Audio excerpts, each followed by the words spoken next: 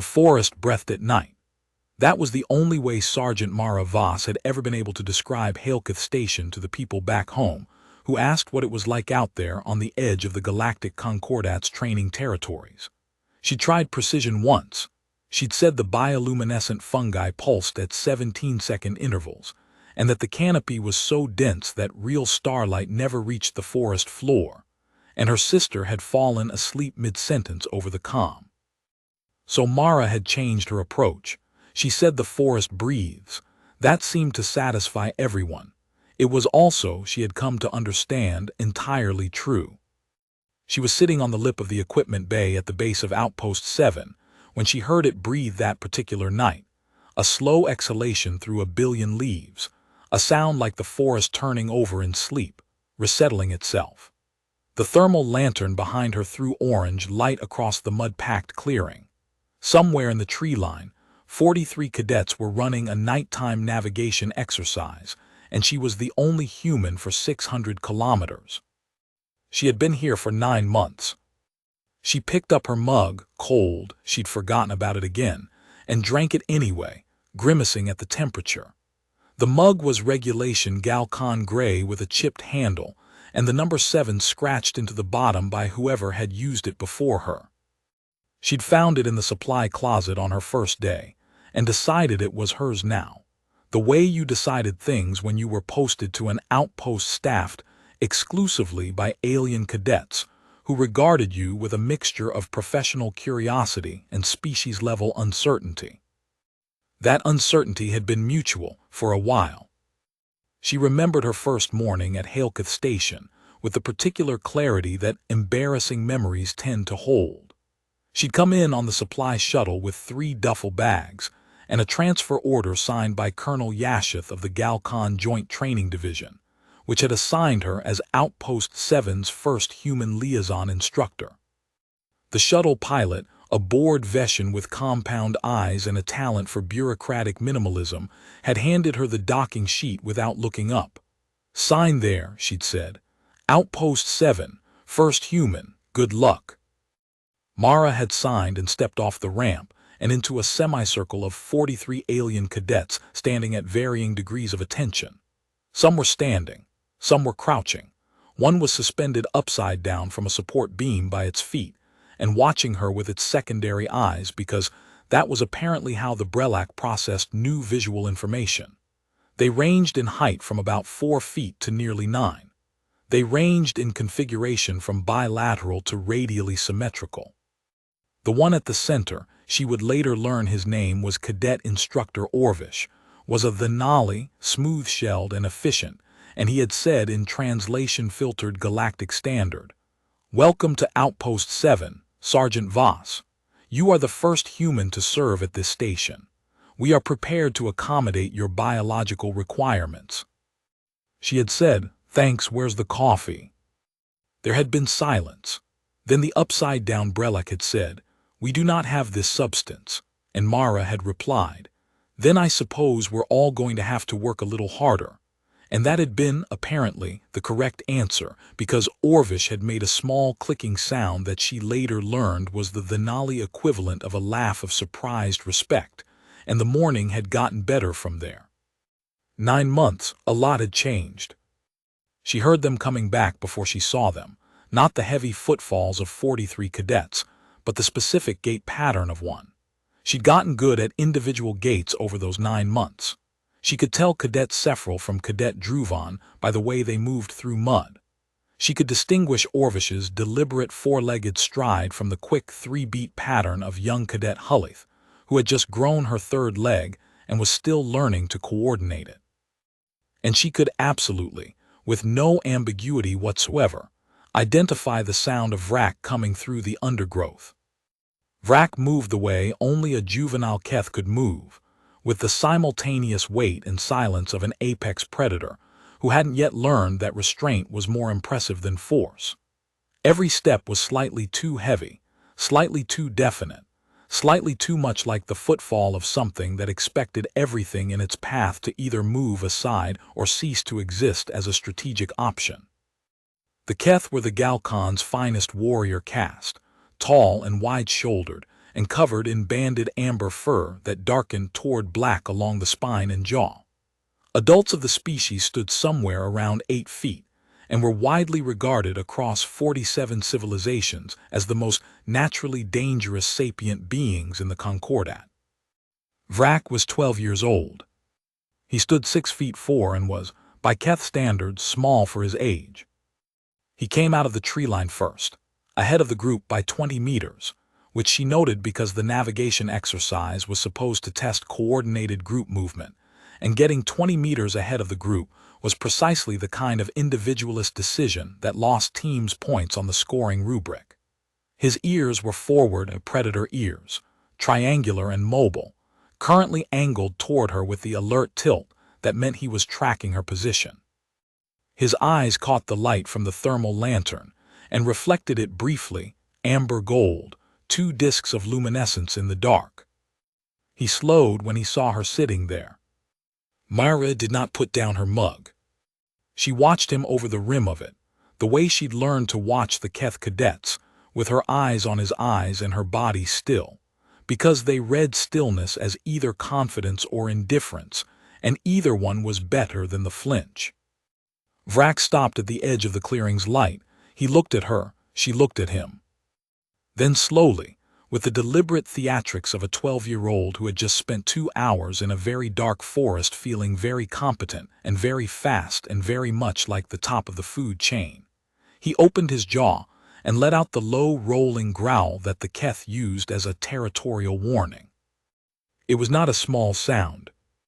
It started deep in his chest and came up through his throat and rolled out into the clearing like a wave, a sound designed over millions of years of evolutionary pressure to convey the single most precise and unambiguous message that a biological system can convey.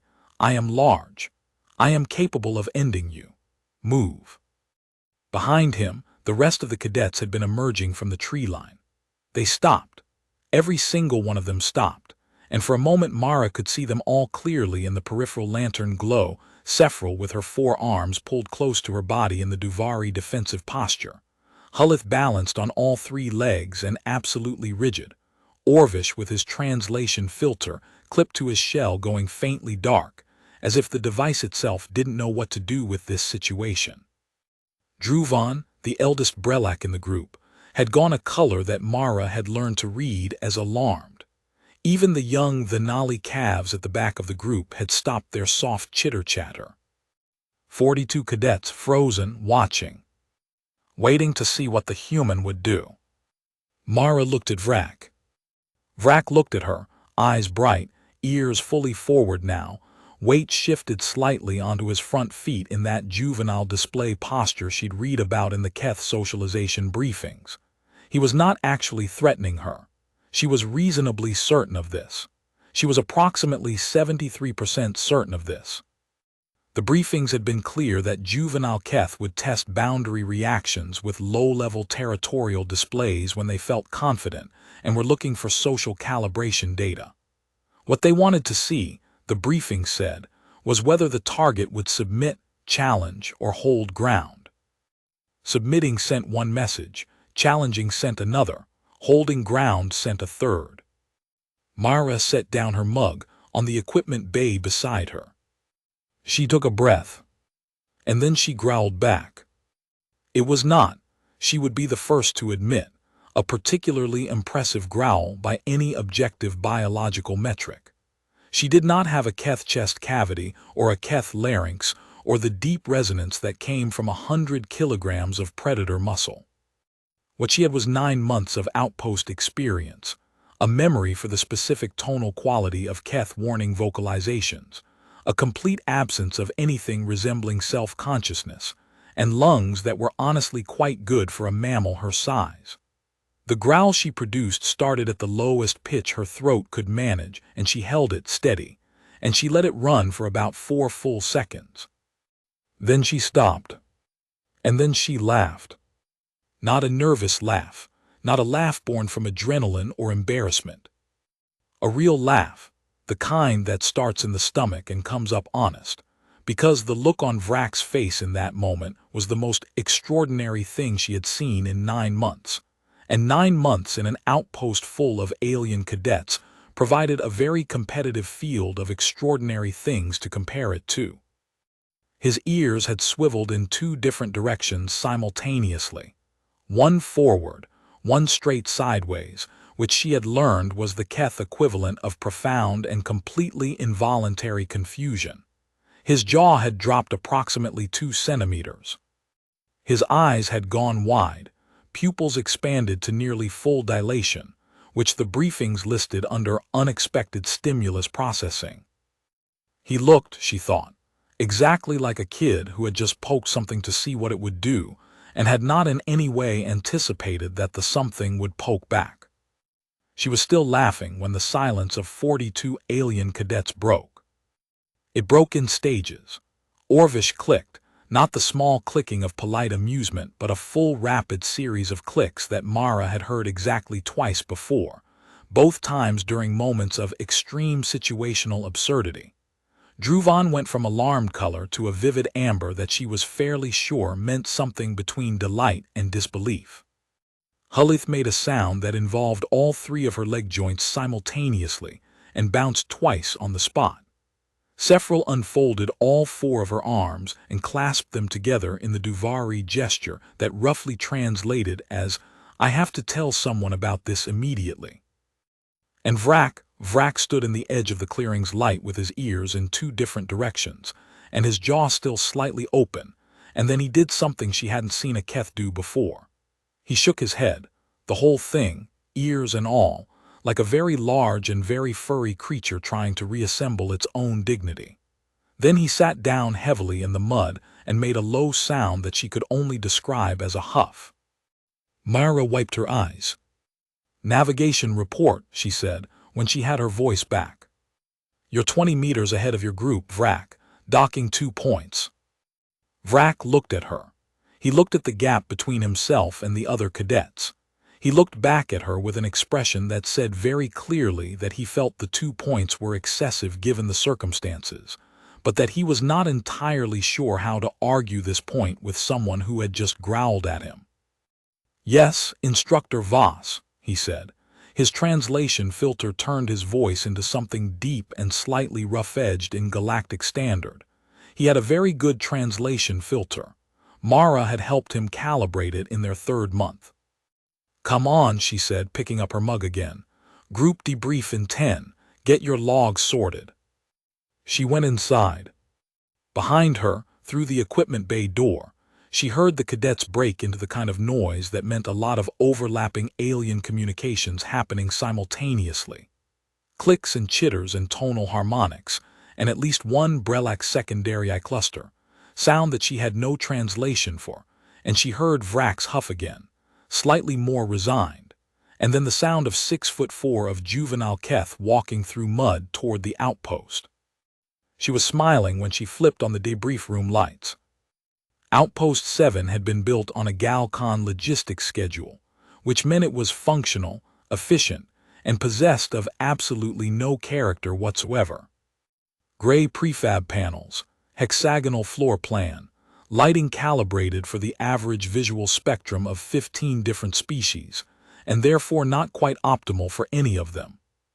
The debrief room had a central table of pressed composite material, 16 bench segments that could be reconfigured for whatever body plan required them, and a display screen on the far wall that Mara had upgraded herself using components from the supply shuttle, and a calibration guide she'd requested from Galcon technical support and received 4 weeks later, by which point she had already figured it out.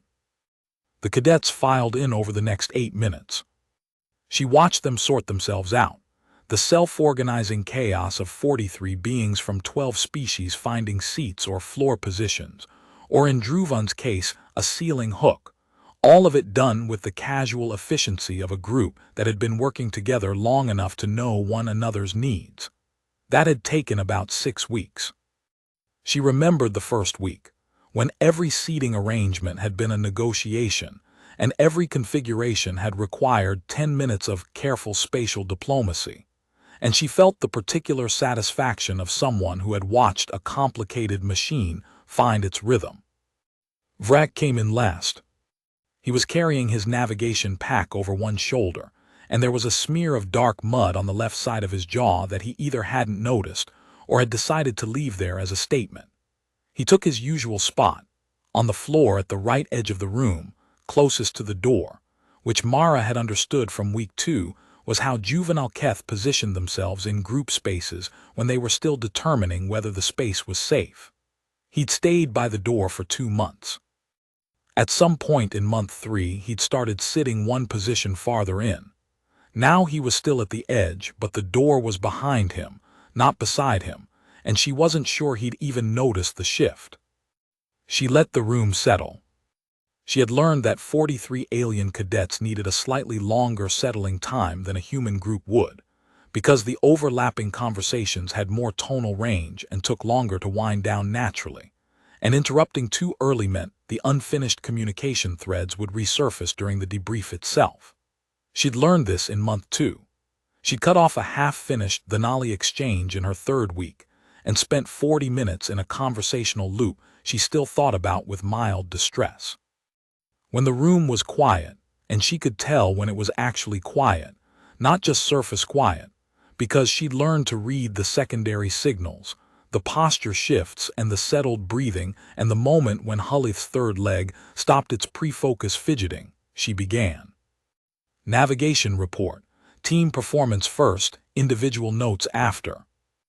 Orvish, who held the team's lead record, pulled up the group telemetry on his data pad and connected it to the display screen. The route appeared, a 3-dimensional contour map of the surrounding forest with the planned path in white and the actual path taken in blue. The 2 lines were, for the first 2/3 of the route, nearly identical. In the final third, they began to drift. The deviation started at marker 7, Orvish said. His clicks were precise and economical. Cadet Vrak identified a shorter line from marker 7 to marker 9. He moved to it. Without group consensus, Mara said. Without group consensus, Orvish confirmed. He managed this without inflection that would embarrass Vrak, which was something Mara had spent 2 months helping him develop, because his natural communication style had a precision that read as cutting when used on younger cadets. He'd gotten much better at it. Vrak, Mara said, walk me through your decision. Vrak looked at the display screen. He looked at his own telemetry trace with the particular expression that cadets across every species Mara had ever worked with produced when they were looking at evidence of their own choices.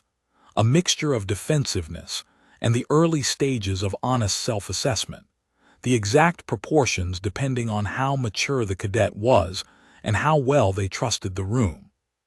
The direct line was faster, Vrak said, by approximately 6 minutes at our group pace. And what did you do with those 6 minutes? A pause. I arrived at the endpoint early. And the group? Another pause, longer. The group arrived on time, he said. I was outside the optimal zone. Why is there an optimal zone for group arrival time, Vrak? He was quiet for a moment. Not the quiet of someone who didn't know the answer. She could read that on cadets too, after 9 months. But the quiet of someone who knew the answer and was working out whether the full version or the short version was more appropriate. She'd seen this particular quiet from him before.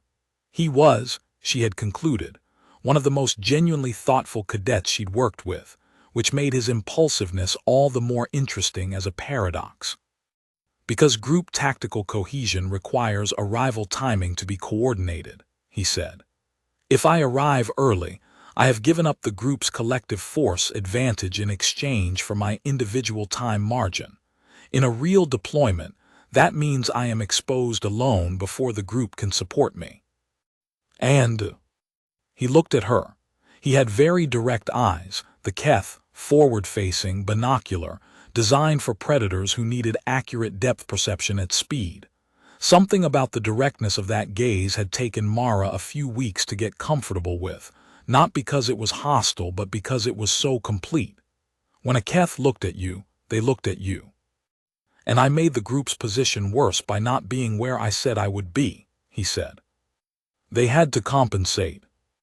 Did they ask you to go ahead? She said. No. Did you ask them whether they wanted to take the shorter path? A pause. No.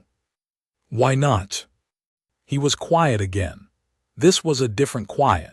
She waited it out, the way she'd learned to wait without pressure, without the eager human impulse to fill silence, just present and patient, because the Keth thought in complete structures and interrupted thinking produced incomplete answers.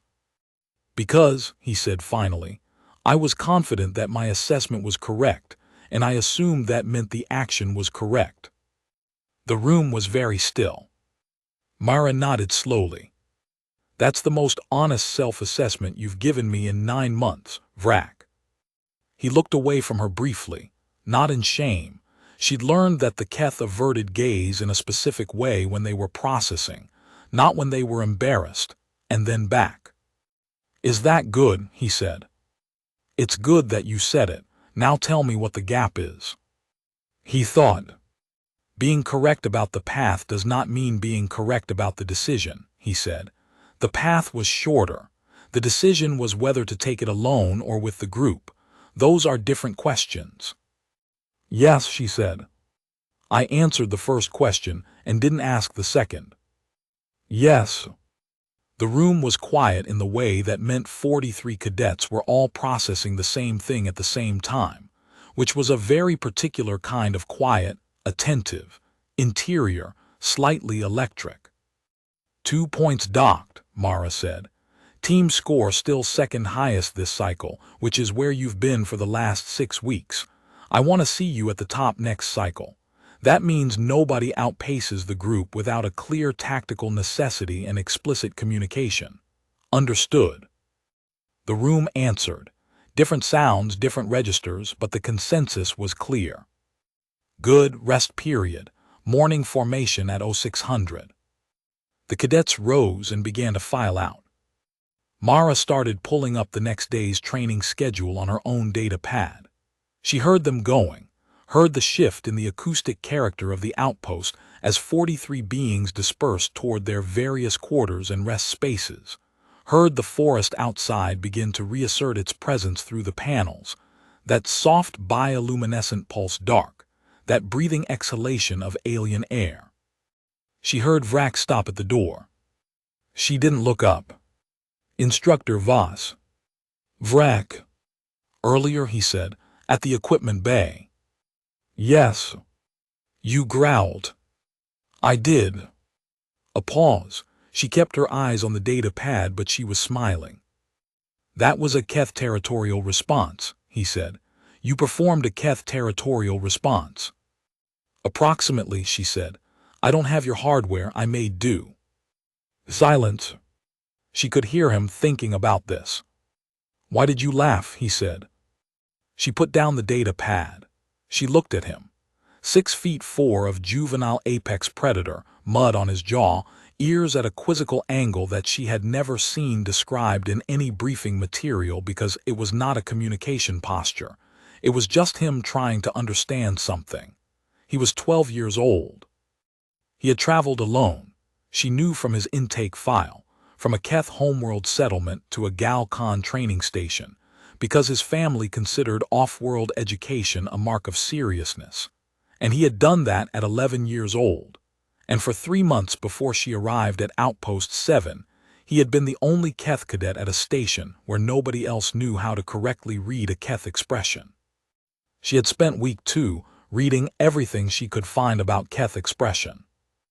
I laughed, she said, because you looked exactly like my nephew did the time he tried to scare our family's old retriever by yelling at it, and the retriever licked his entire face and then went back to sleep.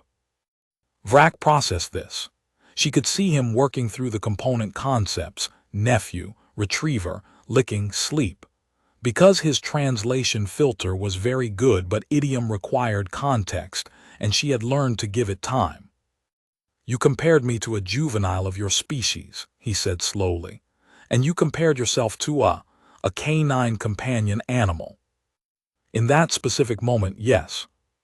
He was quiet. But he said, you are the instructor. I am. And I am the cadet.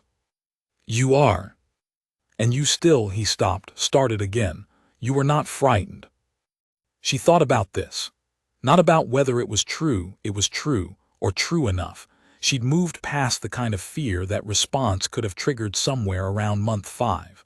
Or maybe it had happened gradually, so gradually she hadn't noticed. But about how to say it in a way that would be actually useful to a 12-year-old Keth who had left his homeworld at 11 to learn things. I was startled, she said. Not frightened, there's a difference. What is the difference? Startled is a physical reflex. Your body responds before your brain has finished its assessment. Frightened is what happens if you let startle complete into a narrative. I am in danger, I must flee, I cannot handle this. Startle is just data. Your growl was data. My brain received it, assessed it, determined that you were not actually going to eat me, and then found it funny. How did your brain determine I was not going to eat you? He said. The question was entirely serious. 9 months, she said simply. He looked at her. You knew me well enough, he said. Yes. Another silence. The forest breathed outside. The bioluminescent pulse cycled through its 17-second pattern, and the panel walls filtered it to a faint ghost of blue-green. Instructor Voss, Vrak said, when I growled at you, was it wronged? She considered this carefully, because it was a careful question. He wasn't asking about the navigation exercise. He was asking about the growl specifically, which meant he'd been thinking about it for the entire debrief, underneath the conversation about tactical decision-making, running a separate process the whole time. It wasn't wrong, she said. It was a test. Juvenile Keth test boundary responses. That's normal. That's healthy, actually. The thing I want you to sit with is this. You tested me. That's fine. But you also did it in front of 42 other cadets who were watching to see how it resolved. He went very still. And the resolution mattered, she said. Not just for you and me, for the whole group. What did the resolution tell them? He said. She thought about the faces. Sephril with her arms clasped, Orvish with his rapid clicking, Druvan going amber, Hullith bouncing. It told them, she said, that I am not afraid of them, and that not being afraid doesn't mean I am hostile, and that I can meet them where they are, and that sometimes the right response to a growl is a laugh. He sat with this for a while. The mud on his jaw caught the ambient blue-green in a way that made it look like a marking, something intentional, and she filed that observation away as something she might tell her sister about on the next comm, even though her sister would fall asleep during the part about the mud. You said it told them you are not afraid of them, Vrak said at last. Not afraid of me. Yes. But I am the one who growled. You are one of them, Vrak. He looked at her. The direct look, full and complete, the one that had taken her weeks to be comfortable receiving. I have not felt that before, he said, at this station. She didn't say anything. She let it sit. I am the only Keth here, he said. Yes. For 3 months before you came, I was the only. He stopped. There were many things I did not understand about the other cadets, and many things they did not understand about me. That's still true, she said. For all of you, that's the point of the outpost. Yes, he said, but before it felt like a problem. Now it feels like, he trailed off, looking for the word in whatever language he thought in before his translation filter rendered it. Like a project, he said finally, a thing that can be worked on. She smiled. That's the most hopeful thing you've said in 9 months, she told him. Is that good? He said. And this time he was almost smiling too. She could see it at the corners of his jaw, that subtle shift in the muscle structure that she'd learned to recognize as a Keth expression of something that moved between warmth and vulnerability, something that the briefings hadn't had a word for. Very good, she said. Get some rest. You've got mud on your face. He reached up and touched his jaw. He looked at his hand. He made the resigned huff sound. 2 points, he said. Docked, yes, get some rest, Vrak. He went. She hadn't told anyone back home about the growl exchange. She'd been trying to work out how to frame it. She'd written 3 different versions of the story in her calm drafts and deleted all of them because none of them got at the actual thing, the specific quality of that moment in the clearing, with the forest breathing around them and 42 alien cadets frozen in a ring, and this enormous juvenile predator staring at her over 6 feet of amber-furred uncertainty. What she kept coming back to was the faces. Not Vrak's face, though that had been extraordinary, those ears in 2 different directions, that dropped jaw, that involuntary exposure of complete surprise, but the faces of the other cadets. Sephril, Hullith, Druvan, Orvish, and all the rest of them, the way they had frozen, the specific quality of that freeze. She'd thought about it for 2 weeks before she understood it. They hadn't frozen because they were afraid of what Vrak would do to her. They had frozen because they didn't know what she would do. That was the crucial thing, the thing that she hadn't understood until she'd replayed the scene in her memory enough times for it to come clear. The stillness of 42 cadets hadn't been witness stillness. It had been waiting stillness. They had been waiting to see who she was. 9 months of morning formations and navigation exercises and debrief sessions and equipment calibrations, and 9 months of learning to sit with silence and give thinking time and read quizzical ear positions, and understand the difference between the nollie clicking that meant amusement and the nollie clicking that meant distress. 9 months of cold coffee and bioluminescent fungi, and a chipped gray mug with a number scratched into the bottom. And it had all come down to a moment in a clearing in the dark when a 12-year-old apex predator had tested her, and she had passed the test by refusing to recognize it as a threat. Not because she was brave, or not only because of that, but because she knew Vrak. Knowing someone changes the data, that was the thing. A growl from a stranger is a different set of data from a growl from someone you've watched develop a translation filter calibration method. Someone whose quizzical ear position you know by heart.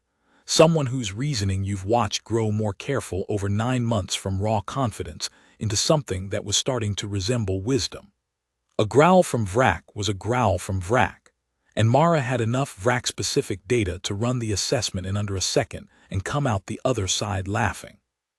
That was what she'd been trying to explain in her calm drafts. That knowing people made you brave in ways that training couldn't quite produce. That bravery that came from familiarity was a different quality from bravery that came from nothing, not better or worse, but different, more sustainable, more specific, harder to fake. She was still thinking about this when Orvish knocked on the doorframe of the debrief room. "Instructor Voss, you have a communication from Galcon Joint Training Division, Colonel Yashith." She picked up her data pad. The comm indicator was blinking priority level, she noted, which was unusual for an evening. "Thank you, Orvish." He clicked once and withdrew. She opened the communication. Colonel Yashith was a Thenali of advanced age and extraordinary precision. Mara had met her once, at the briefing when she'd been assigned to Outpost 7. She had given Mara her transfer orders and a single piece of advice: learn faster than they expect you to. She had not explained who she expected to expect things, and Mara had been in too much of a hurry to ask. The communication was text, not audio. Yashith preferred text for anything she wanted to have on record. Sergeant VOSS. The Joint Training Division is in receipt of performance reports from Outpost 7 for Cycle 14 through Cycle 17. I write to inform you that Outpost 7's Cadet Group has produced the highest aggregate tactical development scores of any mixed-species outpost in the current training cycle. Additionally, INTERSPECIES Cohesion, METRICS, for your Group are in the 94th percentile for all training stations currently active in the Concordat system. I wanted you to be aware of these figures. This is notably the first training cohort in which a human liaison officer has served in a primary instructional role, a mixed-species outpost. I expect you will continue to provide useful data. Colonel YSHTA. Mara read it twice. She looked at the chipped gray mug on the table beside her. She looked at the display screen where the navigation route was still up, the white line and the blue line, the divergence in the final third where a juvenile Keth had run ahead of his group because his path assessment was correct and his decision was wrong, and had accepted the distinction. She typed a reply. Colonel YSHTA, understood, they're good CADETS. She paused. I learned faster than they expect me TO, Sergeant VOSS.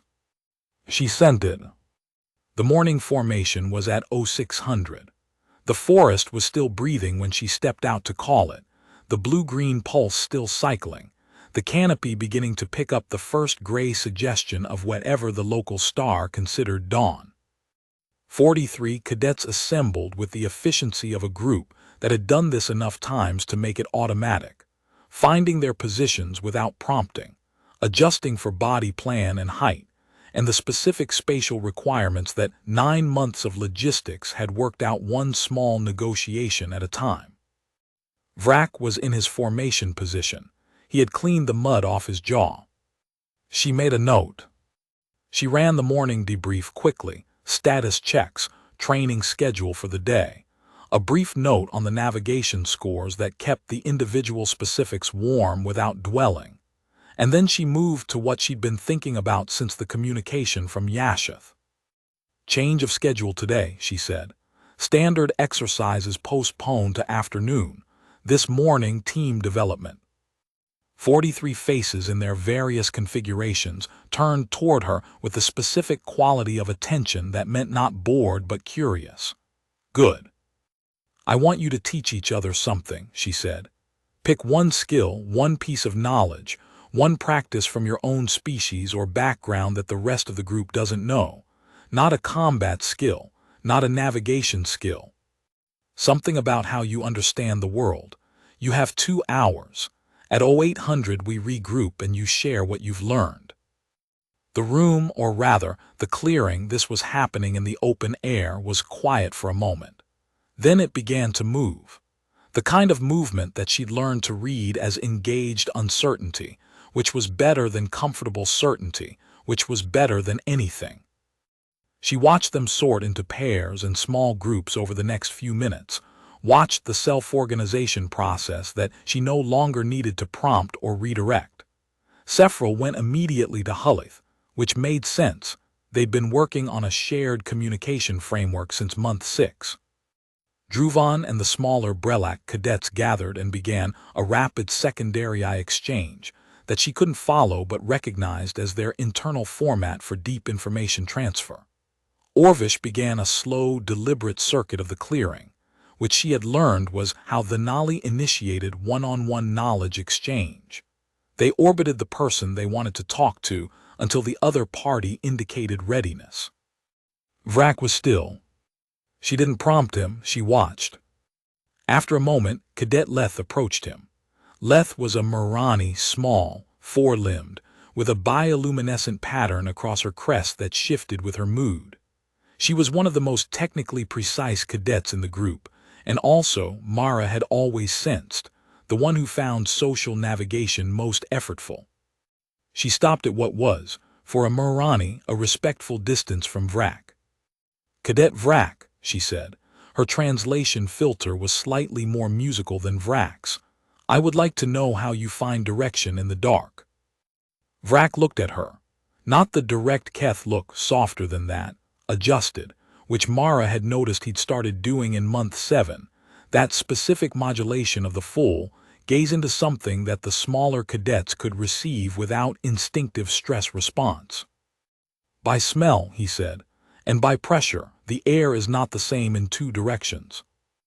Leth's crest shifted toward a color in the orange range that Mara thought meant interested engaged. I find direction by light differential, Leth said. I measure the angle of bioluminescent pulse against the baseline gradient. They looked at each other, a Keth and a Mirani. 9 months ago they had not exchanged a single non-mandatory communication. Show me, Vrak said. Leth's crest went to a very bright orange. They walked off together toward the tree line. Mara picked up her coffee, warm this time. She'd actually remembered it and watched them go. Watched all of them, the pairs and clusters and small conversations happening across the clearing, the particular social weather of 43 beings from 12 worlds choosing to explain themselves to each other on a Tuesday morning in an alien forest on a planet that none of them came from. The forest breathed. She breathed. 9 months, she thought. What Yashith's communication had said was accurate, but it was also incomplete. The way metrics were always incomplete. The way scores and percentiles and aggregate figures could tell you what had happened but couldn't quite capture how it had felt when it was happening. When she thought about what she'd actually done here, what the 94th percentile interspecies cohesion rating actually represented in terms of human experience, what it had felt like in the specific moments, it hadn't felt like performance. It had felt like belonging somewhere you hadn't expected to belong. It had felt like a 12-year-old predator trying to scare you in a dark clearing, and you growling back because you knew him, and then laughing together and arguing about 2 points in the mud. That was the thing that didn't fit in a metric. She thought about the moment when Vrak had said the outpost had started to feel like a project rather than a problem, and she'd said that was the most hopeful thing he'd said in 9 months. She thought about the way he'd asked, "Is that good?" with that almost smile that no briefing document had a name for. She thought about her sister, who would fall asleep during any explanation of alien cadets and bioluminescent fungi and didn't know that the forest breathes, who had called her last month and said, "Don't you get lonely out there?" And Mara had said, "No, not really," which her sister had taken as bravado, and which was actually the most precise thing Mara could have said. She wasn't lonely. She was in a forest full of 43 people she was responsible for and fond of and learning from, and one of them was a juvenile apex predator who had mud on his jaw and was right now teaching a Morani to tell directions by air pressure at the edge of the clearing. And she had a chipped gray mug with a number scratched in the bottom that she decided was hers. And in the morning the debrief room lights came on, and in the evening the bioluminescent fungi pulsed, and in between those 2 poles the work happened. The slow work of learning to read each other, the patient work of knowing and being known. She had been the first human here. She wouldn't be the last. Galcon was already processing transfer requests for 2 additional human liaison officers, according to the secondary line in Yashith's communication that she hadn't mentioned in her reply. Someone was going to read the reports and decide this was worth expanding. Someone at Joint Training Division was looking at the numbers and concluding that humans were worth posting to mixed species outposts, not as anomalies but as a standard element. She wondered what those 2 officers would make of the place when they arrived, whether they'd think the forest was eerie or beautiful or both, the way she'd thought both for the first month. Whether they'd find the bioluminescent pulse calming or alien, or whether, like her, they just stopped noticing it the way you stopped noticing the sound of rain after a while, until the point when noticing it again was a small, pleasant surprise. She hoped one of them would inherit this mug. She hoped Vrak would growl at them. She hoped they'd growl back.